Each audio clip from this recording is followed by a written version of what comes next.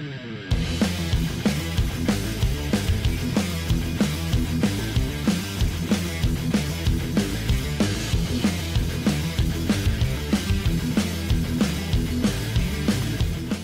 up, Desktopers? Xavier Wills here for Desktop Bodybuilding, and we are back with another video. And today I'm doing my 2020 212 Mr Olympia preview and prediction show. I'm going to be counting down from 10th to 1st, giving you an update on how these guys are currently looking and where I think they'll place and the reasons why. So let's get straight into it. And before I actually dive into the top 10, I want to give an honorable mention to who I'd actually put in 11th place, and that's Guy Cisternino, because this guy's come back from a lot. He actually ended up getting the coronavirus and getting clotting issues in his legs, and it was pretty serious as well for a while there. He was in hospital for quite a bit. So shout out to Guy Cisternino, because he's come back and he's looking sensational. These are photos from 5 weeks out, and you can tell he's in condition, so he's definitely going to bring that. And the fact that he's bringing really good conditioning by the looks of it is, we'll probably place him in the top 10, and one of these guys in the top 10 will actually come in off, and I'll sort of slip down to like 12th, 13th or whatever, and he'll sneak in there. I think that's probably what will happen, but in my predictions, I'm giving him 11th place because everyone above him is absolute quality, and it's hard for me to pick any of those guys outside the top 10. So Guy Cisternino, I have placing in 11th.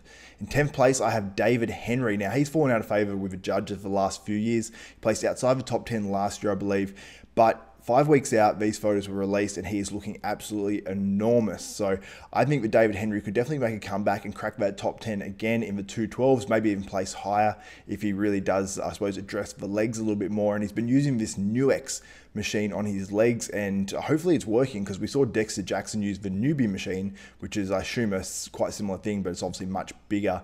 For those who have actually seen that working, and it worked great for Dexter Jackson's legs. So if we can do anything like what it did to Dexter's legs for David Henry, then David Henry will definitely be back in that top 10, because he tends to always bring pretty decent conditioning. His back is crazy. He's got some crazy thick, dense muscle on that upper body. He just needs the legs to be at least what they were in the past, or a little bit better. In 9th, I have Hidetaka Yamagishi. Placed in the top 10 last year, looked in great condition. He's working with Mila Sarchev again, that's who he really started his career with, and that's when he's placing, placed as high as top 10 in that Mr Olympia in the Opens as well. So I think the fact that he's training with Milos again, Milos is out there in Vegas, training him. I don't know about every day or not, but when Milos is training you, and Hide is apparently one of the hardest trainers out there, he's going to get some really, really good results. So I'd love to see Hide in the Open, because I think that's where his physique looks the best. But if he's able to come in absolutely detailed like crazy, and he really does have to in the 212s, as long as he's not super flat, I think that Hide will do really well. And for Hide, I think it depends when the weigh-in is, because Milos likes to carb up guys pretty aggressively from what I've heard. And if a weigh-in is, a day or two early, that will give Hide enough time to fill right back out and come in nice and full. So Hidetaka Yamagishi in 9th. In 8th, I have Detrick Beau Lewis. Now, this photo was from about a week ago of his back double bicep, and he says it's unfiltered in there as well, and he looked pretty damn hard. He looks like he has maybe a little bit to go in the hamstrings and glutes, but you got to remember, this is just over 4 weeks out, I believe. So Detrick Beau Lewis is looking like he's going to do some damage. He's got some super thick muscle, and I'm just a big fan of him. You see his side tricep here. It is ridiculous. He looks, he's got the thickness and the density, but he's also got the aesthetics as well. So Detrick Beau Lewis, I have placing 8th in his first Olympia as far as I know of anyway. In 7th, I have John Jewett. Now, he's actually falling if he places as low as 7th compared to last year, where I think he placed as high as about 4th or 3rd or something. He did really, really well and looked absolutely fantastic. Now, these photos are from 5 weeks out, and the reason why I have him slipping a little bit is he looks like he's a little bit behind conditioning-wise compared to some of these other guys. Now, I don't know how John Jewett typically comes in, because he's pretty new on the scene in terms of a guy placing high, so I'm not sure how he normally looks when he's 5 weeks out. So everyone varies. Some guys come in really fast at the last minute. I know that's what I do when I compete, so he could be one of those guys as well. And he's still not in bad shape or anything like that. You can see him his side chest, he's still got some lines and stuff through his glutes, and we don't know how much water he's holding or anything like that. So everyone sort of varies, but just for that reason and that reason alone, I have him slipping a few places and placing 7th at this year's Olympia.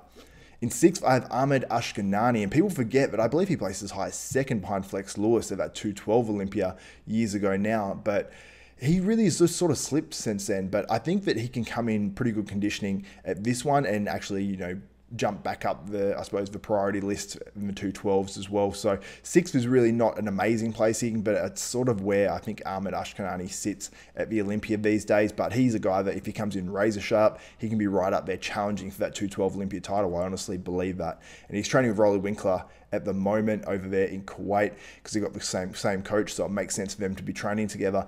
And I've heard Rolly trains extremely hard, so that's a good sign for Ahmed Ashkenani, and that's the only real update we've got from him, and that was from about a week ago now.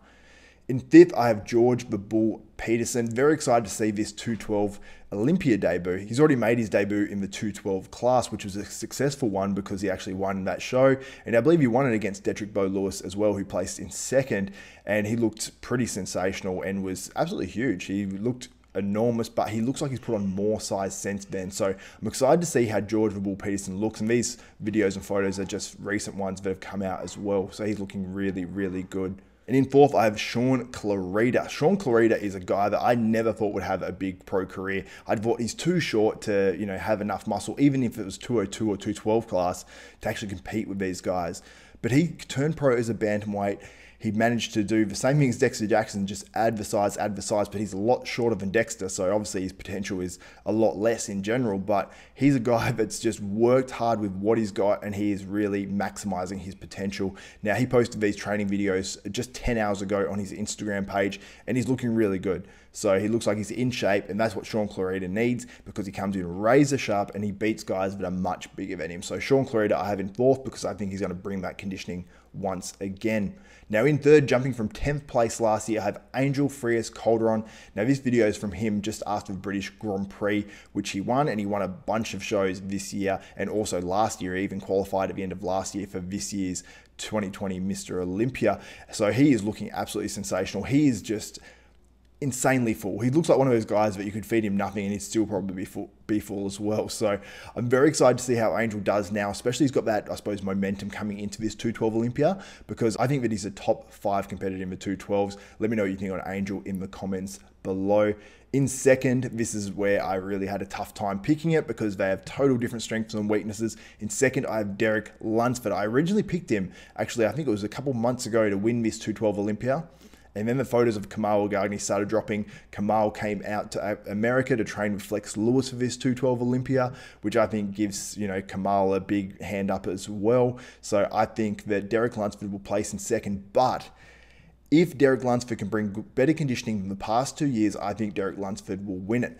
But do we know that he will? We don't know. We definitely don't know that yet, if he can bring that razor sharp conditioning. And it doesn't even need to be razor sharp, to be honest, because Derek Lunsford at the finals last year, you could make an argument for him beating Kamal Elgargni just based on his shape, structure, and the fact that he's incredibly pleasing, and his silhouette is just basically second to none. He's just got a crazy, not even a shoulder to waist, but like a lat to waist ratio where his silhouette is just absolutely incredible. So Derek Lunsford does not need to be as hard as Kamal Elgargni to actually beat him, but he needs to be at least somewhat comparable.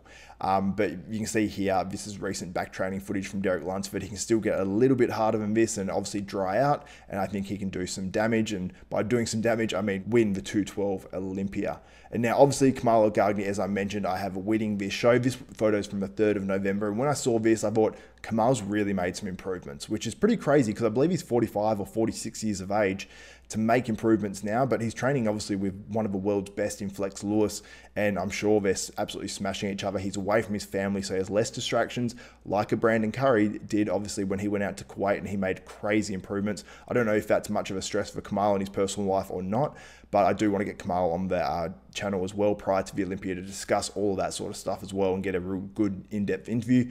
But I haven't winning this 2020 212 Olympia. But let me know what you think in the comments below. Who do you have winning the 212 Olympia? Give me your top 5, your top 10, however you want to let me know in the comments below. Please let me know. And also let me know if you have anyone else outside of my top 10 placing in there as well. So if you want to support this channel, head to hostile.com. It's HOSSTILE.com.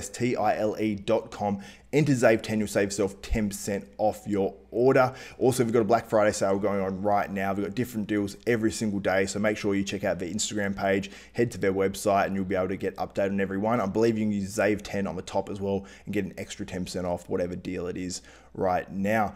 So that's it from me, Xavier Wills at Desktop Bodybuilding. Also, if you like and appreciate this content, give me a thumbs up, smash that like button, and also subscribe and hit the notification bell button. That way you'll be notified of every video that goes up for myself, Xavier Wills at Desktop Bodybuilding, including our 2020 Road to the Mr. Olympia series, where I've got tons of great interviews with guys like Brandon Curry, William Bonac, plus much more.